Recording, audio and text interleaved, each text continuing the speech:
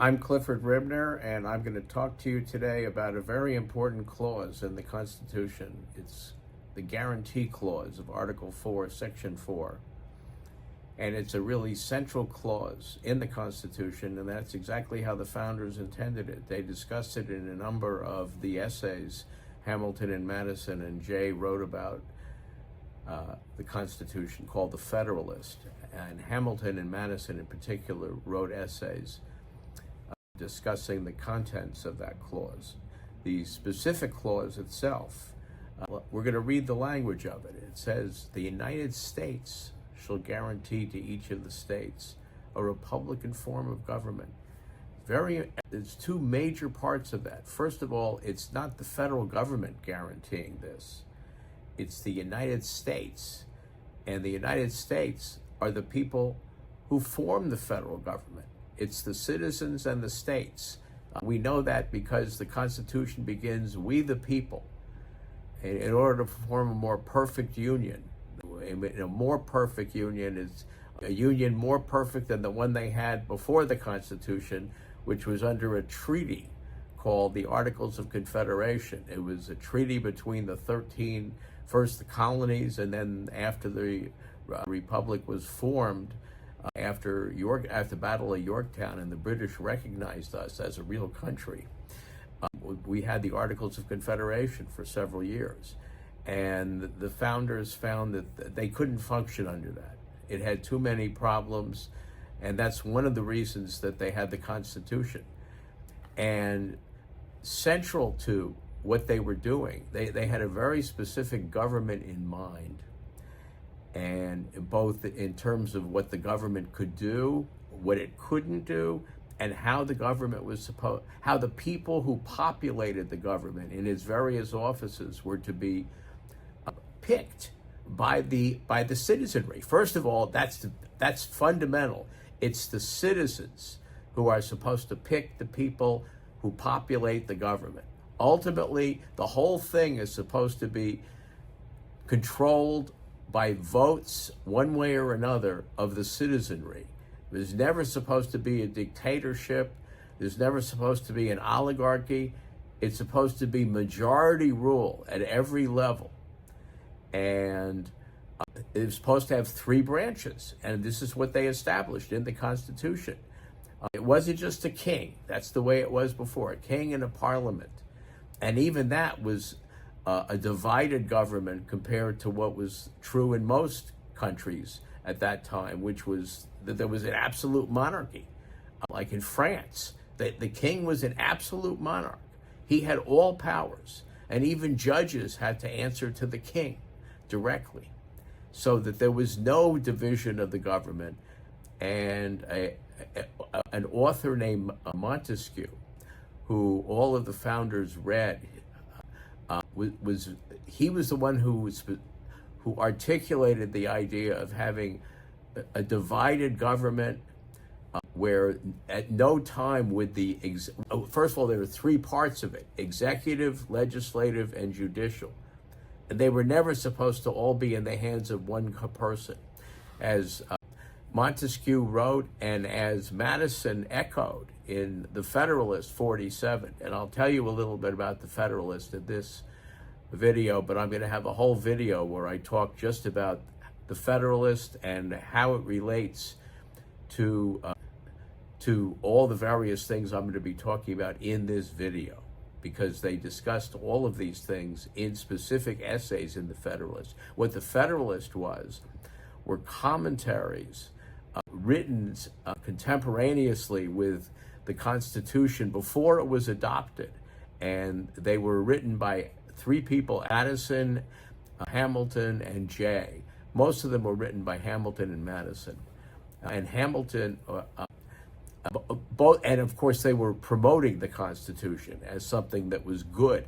It was better than the Articles of Confederation, and they were asking the people to vote for it. That's why they wrote the article. That's why they wrote the essays, which comprised the Federalist. So the Federalists were contemporary essays and commentaries on the Constitution, in which the very founders who wrote it, Madison was the principal author of the Constitution. He personally he had as much to do with writing the Constitution as Thomas Jefferson did with writing the Declaration of Independence. In both cases, these documents were the result of votes by the Congress of the people who created it. So there were people behind the authors who approved of the document, but the specific writers of it.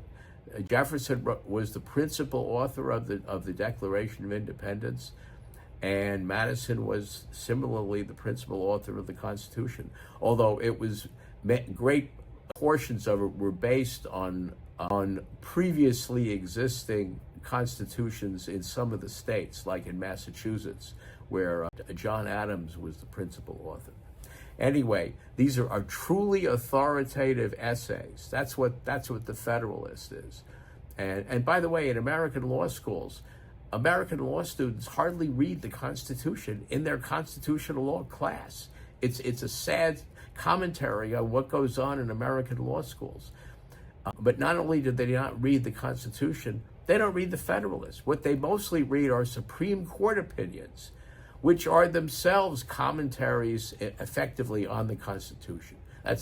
Not everything the Supreme Court does is about the Constitution, but they are the only court whose writings about the Constitution are at least considered authoritative until they change their mind about what they think about what's in the Constitution. But the Constitution, as it says itself in its Article 6, is the supreme law of the land. And it's a contract. It's written as a contract, we the people.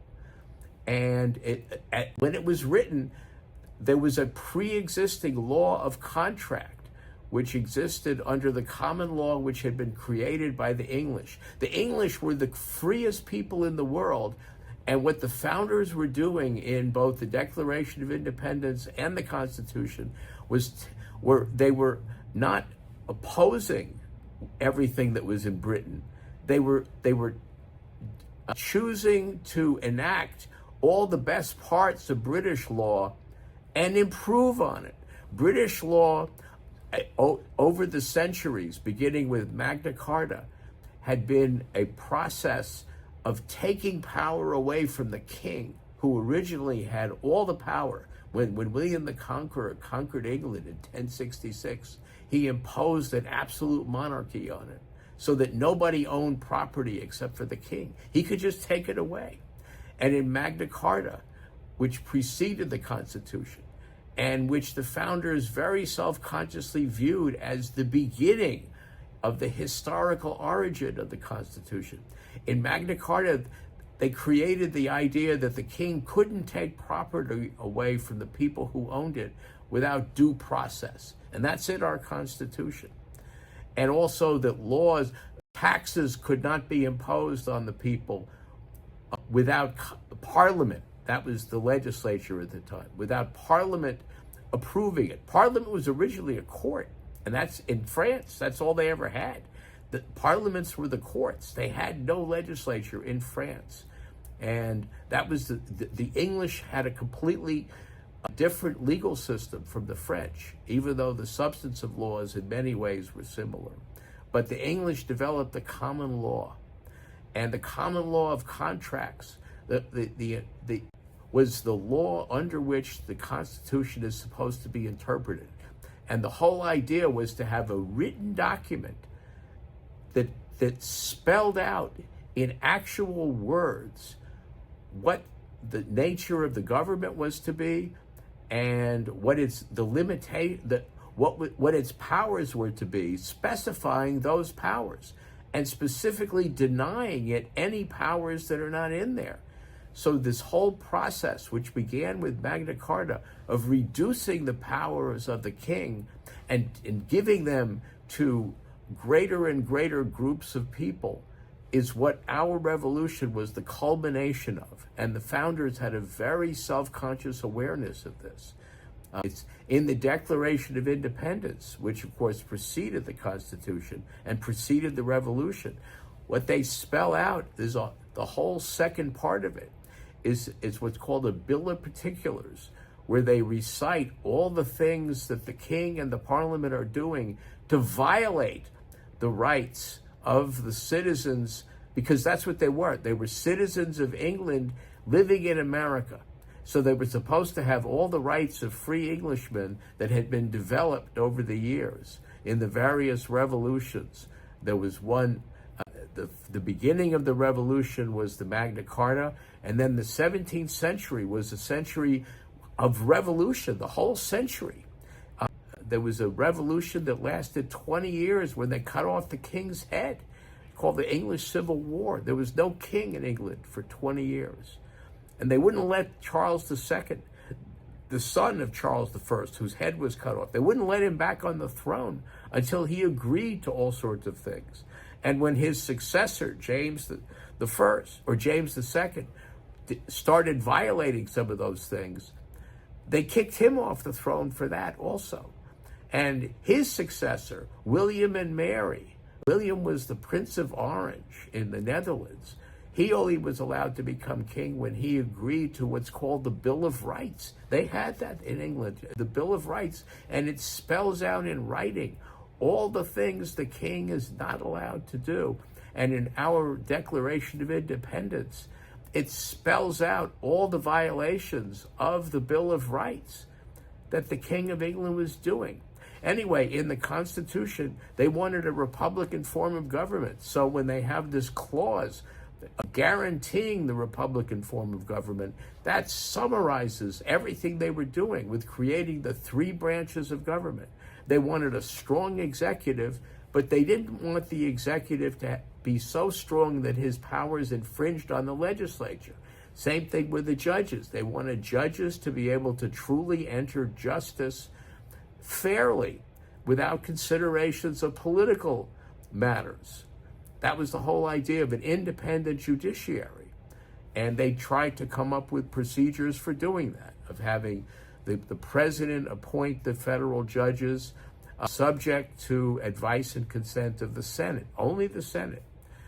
And anyway, in the guarantee clause, it guarantees the citizens and the republic.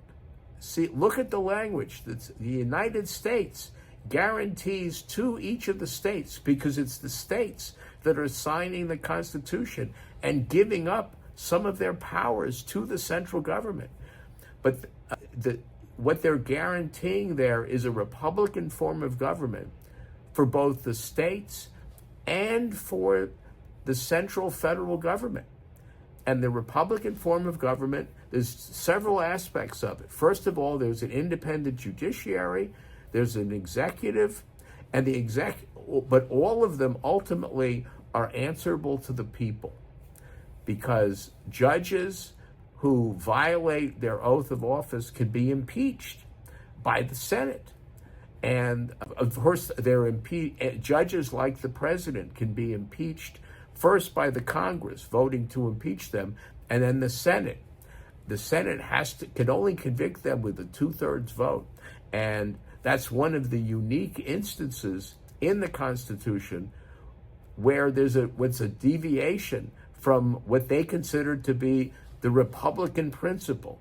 The Republican principle is majority rule for all votes by whoever is voting, so that when the president is elected, he's elected by a majority of the college of electors, who are themselves representing the majority of the voters of each of the states. And that's for the president.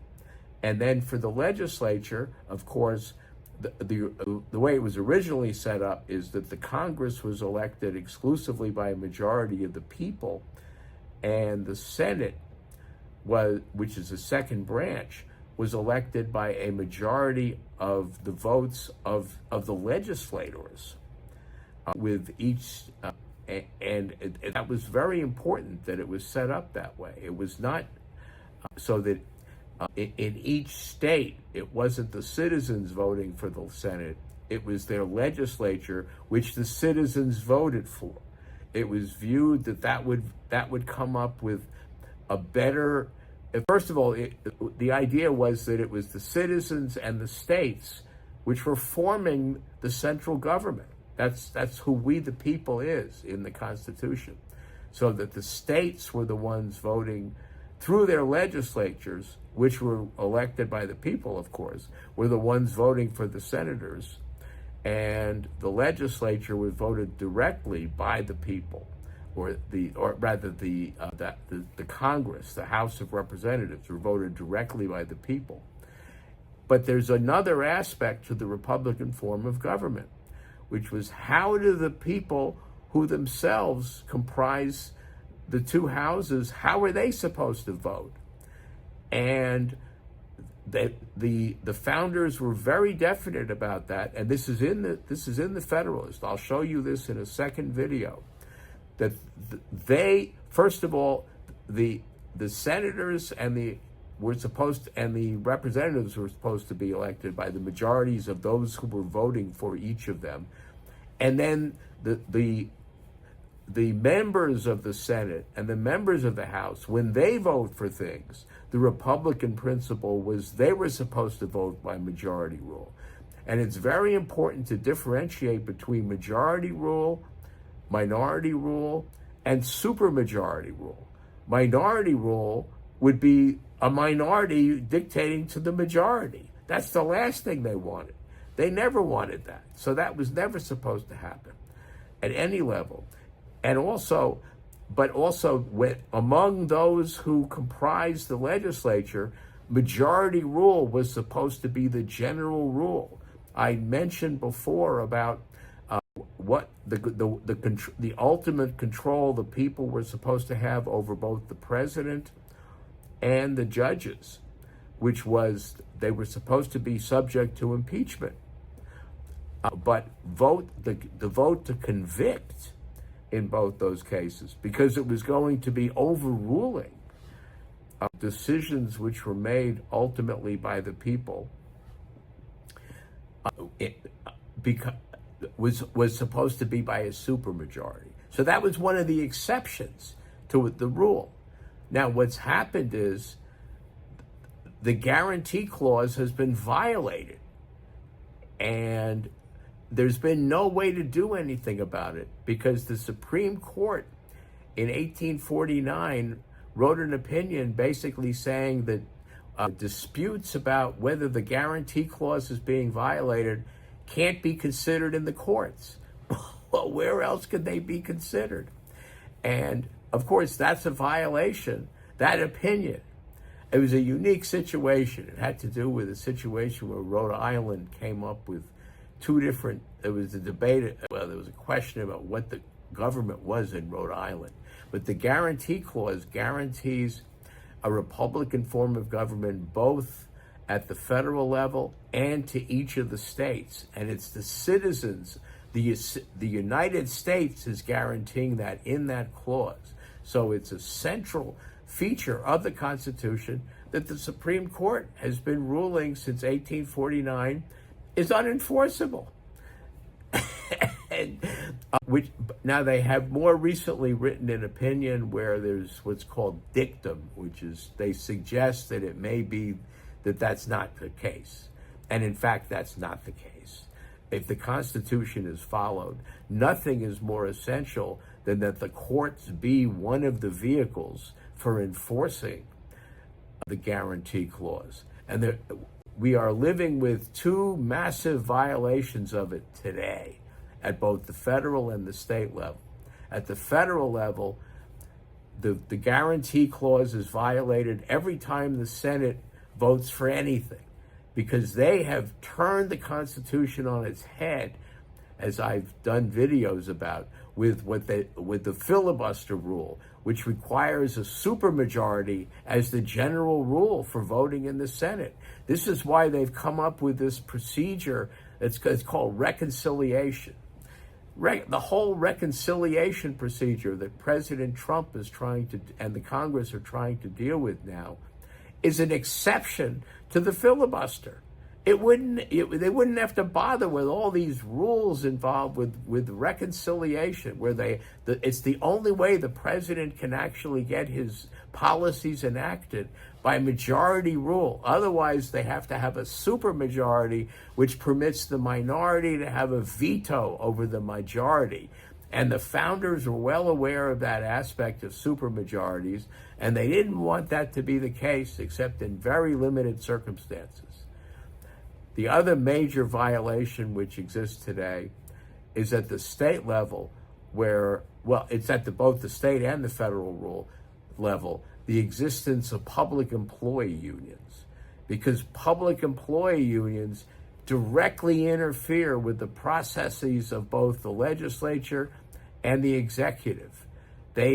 Because what happens is public employee unions end up having the power to dictate what can happen to how the executive operates, and because it dictates what the chief executive can do with his own employees. It's nonsense, and that's a violation of the guarantee clause, and it also is a violation because the legislature negotiates directly with these unions when they come up with contracts. Well, that's an interference with the people's control over those contracts, because this massive lobbying group is interposing its power in the legislature, and then the result of that is that the executive's hands are bound, and of course the court's hands are bound because they have to follow the contracts that are created involving public employees. And public employees are just employees of the government. They're supposed to be subject to the same rule as any other employees, where the president the chief executive has complete power over telling them what to do. If public employee unions had any validity, then the contracts they come up with have the effect of dictating to the chief executive what he can do with his own employees. So it interferes with the guarantee of a Republican form of government, both at the legislative level and at the executive department. And that's why those two violations exist today, and they both have to be changed. I'm Cliff Ribner, and if you like this video, please tell other people about it and watch my other videos, including the one that I'm going to make right after this one, which discusses how the Federalist Papers tell us what the founders had in mind regarding the specifics of a Republican form of government.